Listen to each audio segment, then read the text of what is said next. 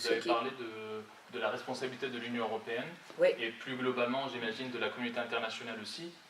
Très récemment, l'ambassade américaine a été transférée à Jérusalem, qui est une ville 3 fois sainte pour les 3 religions monothéistes.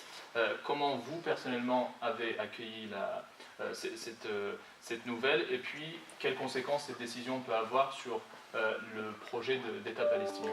Je vais vous dire, personnellement, je ne mets pas du tout sur le même niveau dans le monde occidental les Européens et les Américains. Les Américains sont des complices du projet colonial israélien. Les Américains, surtout aujourd'hui avec le président Trump, comme vous avez dit, il a déjà, de manière totalement illégitime, parce qu'il n'a pas le droit, ce n'est pas à lui de déclarer quelle est la capitale de la Palestine ou d'Israël. Il le fait parce qu'il considère qu'il est lié par une alliance avec ce gouvernement israélien qui est le plus extrémiste. Et donc pour moi, il n'y a pas de comparaison entre...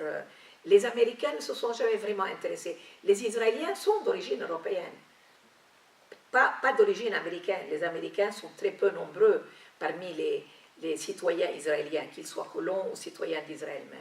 Et je dirais que la politique actuelle, si on regarde les 15 dernières années, si on regarde Bush père, si on regarde Clinton, si on regarde Bush fils, si on regarde Obama et maintenant Trump, on a une variété de positions avec littéralement un désastre aujourd'hui. Monsieur Trump était chez vous il y a quelques jours, il n'a même pas daigné aller rencontrer les 77 chefs d'État qui étaient là pour une conférence. Parce que M. Trump considère que lui est comme un cowboy, il est le plus fort, America is the best, et puis il s'en fout tout simplement. Et donc il est venu pour commémorer la Première Guerre mondiale, les 100 ans de la Première Guerre, mais il n'a pas voulu faire un effort parce qu'il a peur qu'on croit qu'il croit à toute vision multilatérale des relations internationales.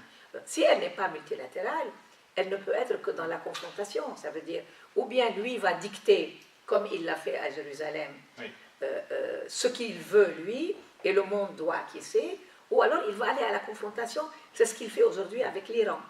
Je trouve que le transfert de l'ambassade est un acte totalement illégitime et choquant parce qu'il met à bas toutes les résolutions des Nations Unies. C'est-à-dire il est en train de détruire avec une décision la règle des relations entre nations. Donc il est en train d'introduire un danger de guerre ouverte.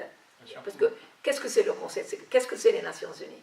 C'est la résultante de 2 guerres mondiales qui ont permis aux États fondateurs des Nations Unies de dire, pour qu'il n'y ait pas une 3e guerre mondiale, il faut à tout prix que quelque part, même lorsqu'on n'est pas du même bord, on se parle.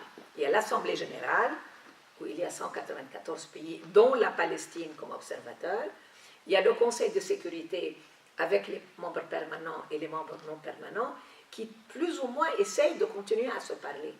Tandis que M. Trump, il ne veut plus de système international et multilatéral. Il veut lui dicter, comme un gros bébé qui tape des mains, il veut transférer l'ambassade, il veut annuler l'Office des Nations Unies pour les réfugiés, il ne veut plus aider les réfugiés palestiniens. Pourquoi il va les mettre quoi? Il va les jeter à la mer.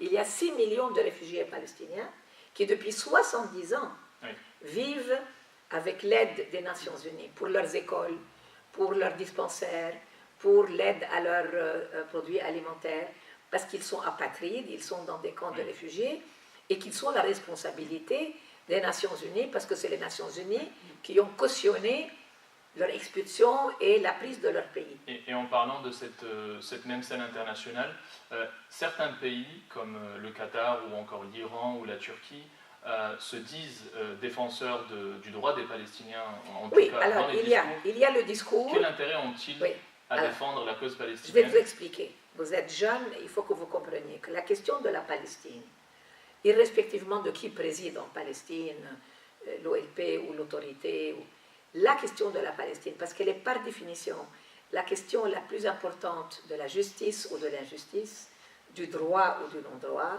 de la coexistence ou de la guerre, elle est centrale pour tout le monde arabe.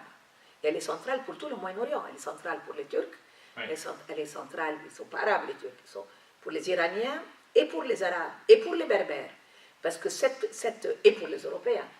C'est pour ça que la première chose qui a lieu après les accords d'Oslo, c'est l'Union pour la Méditerranée, parce qu'on espérait qu'Oslo allait réussir et qu'une fois que la paix israélo-palestinienne aurait marché, on aurait une coopération économique, culturelle, touristique, environnement, entre tous les pourtours. Ils sont 40 les pays de la Méditerranée. Oui. Comme Oslo a foiré, l'Union pour la Méditerranée a foiré. Oui. Et donc, cette centralité de la question palestinienne, qu'elle fasse les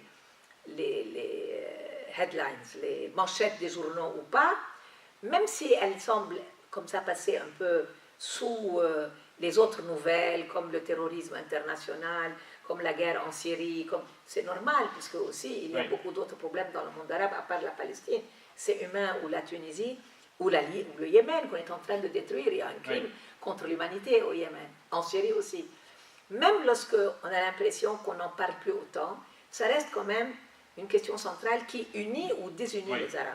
Aujourd'hui, les tentatives de certains pays du Golfe de faire des relations avec le gouvernement le plus dangereux en Israël depuis la fondation d'Israël est rejetée par la plupart de l'opinion publique.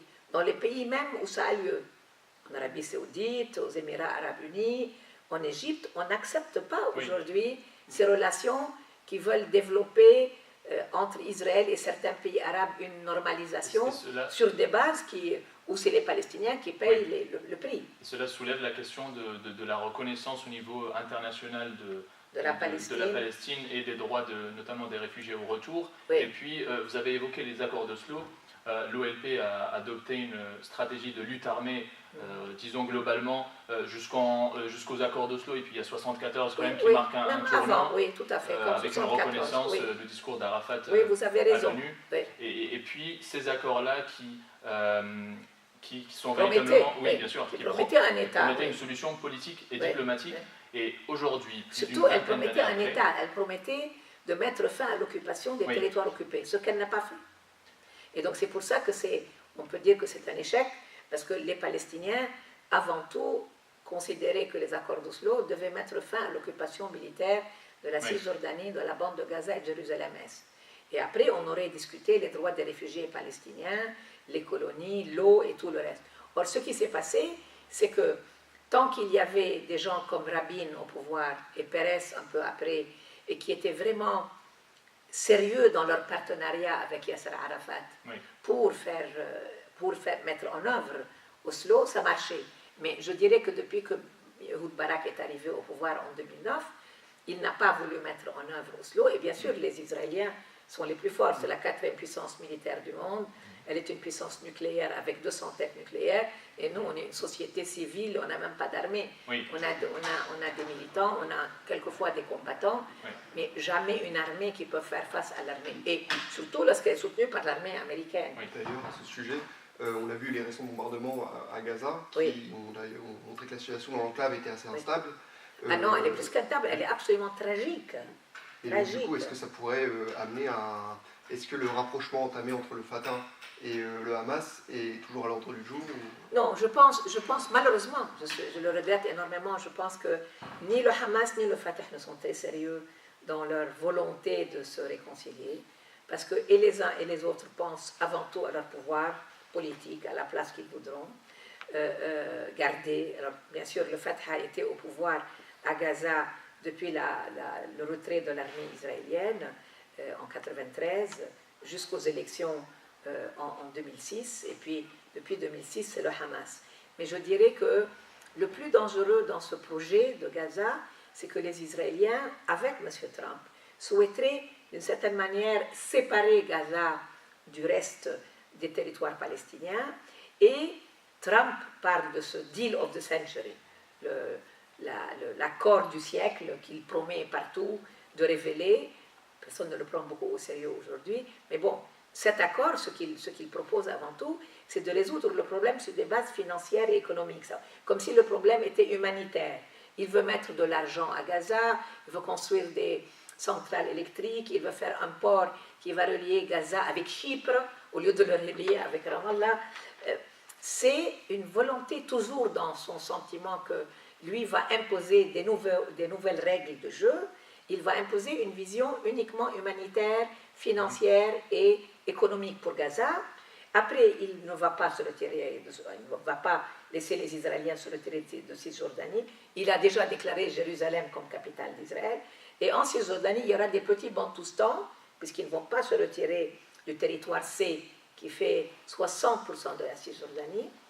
Il y aura juste des enclaves où on dira que l'autorité a la gestion locale de la population. Et on discutera avec la Jordanie pour s'assurer que cette région reste sous souveraineté israélienne pour que l'armée israélienne surveille les Palestiniens. Donc, comme vous voyez, exactement le contraire de ce qu'a voulu Oslo. Et ça ne va pas marcher. Ça ne va pas marcher parce que dans l'histoire, vous êtes jeune, mais dans l'histoire, vous apprendrez. Lorsqu'il y a une volonté populaire de résister de manière militaire ou politique ou non violente ou culturelle, personne ne peut écraser un peuple éternellement. Ça fait 70 ans qu'on se bat.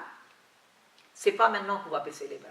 Ça sera difficile, vous venez de dire, en l'espace de 3 mois, puisque ça a commencé en mars jusqu'à aujourd'hui, il y a 130 jeunes désarmés, civils, qui ont été littéralement abattus avec des francs-tireurs à Gaza, et 12 000 blessés, dont beaucoup sont des handicapés, parce que les Israéliens emploient des balles qui rentrent dans les organes et qui...